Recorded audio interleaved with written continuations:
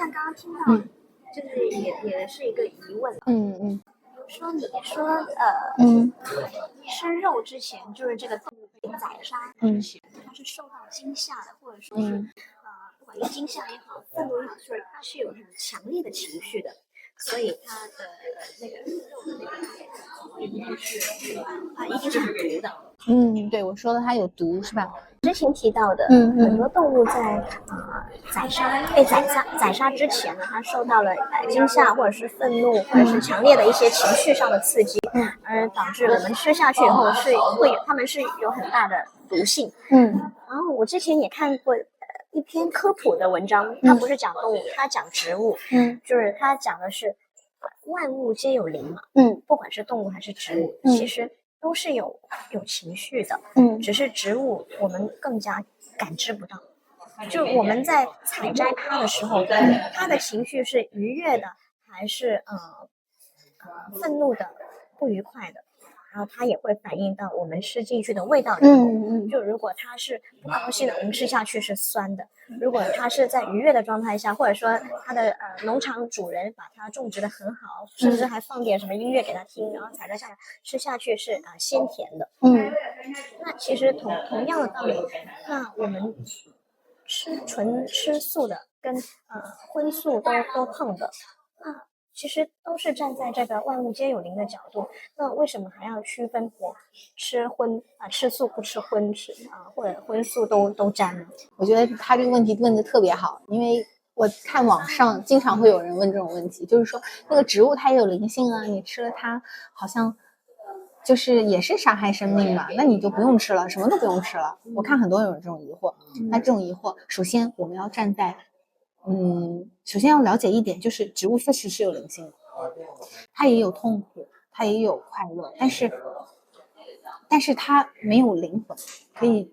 这样理解。这个我们后话先不讲，我们先说到植物上，就是说植物它也是有这种感知的，就像你说给它放音乐啊，或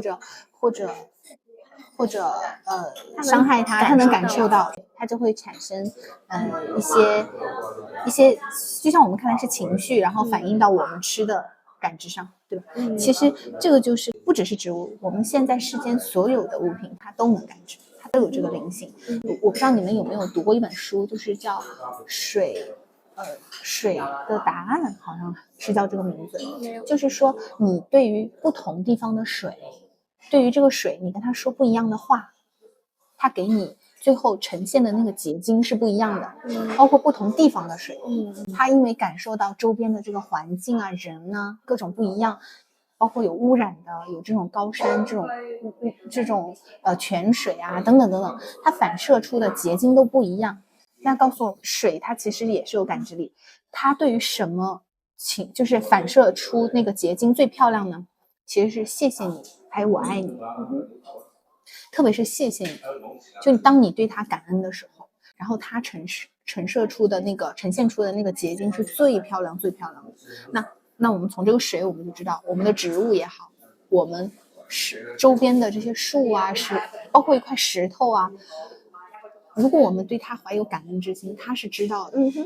所以我们对于每一餐这些植物、蔬菜、水果，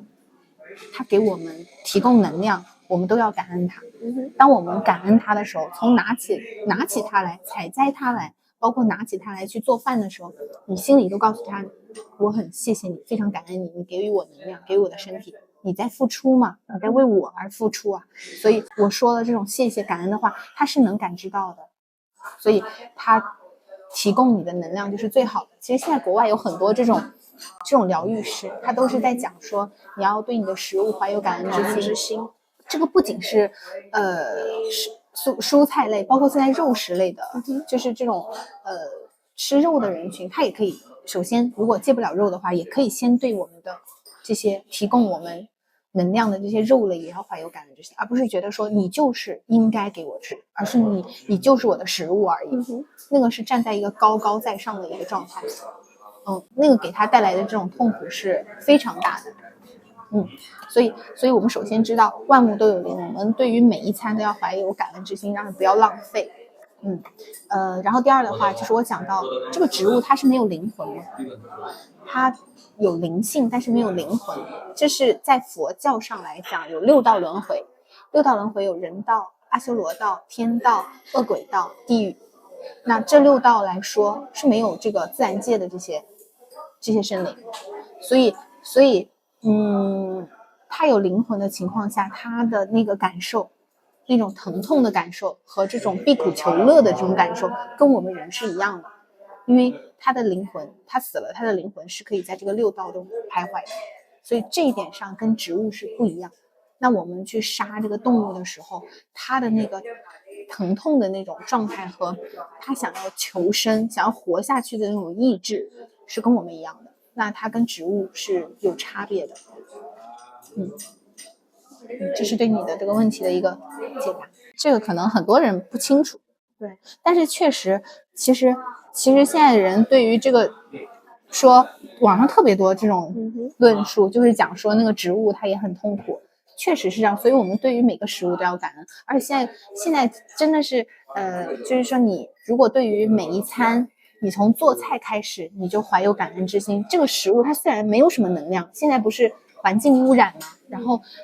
然后这个用化学农药啊之类的，这些植物它没有什么能量，但是当你去感恩它的时候，你做菜的时候怀有这种感恩之心，包括对于你要做给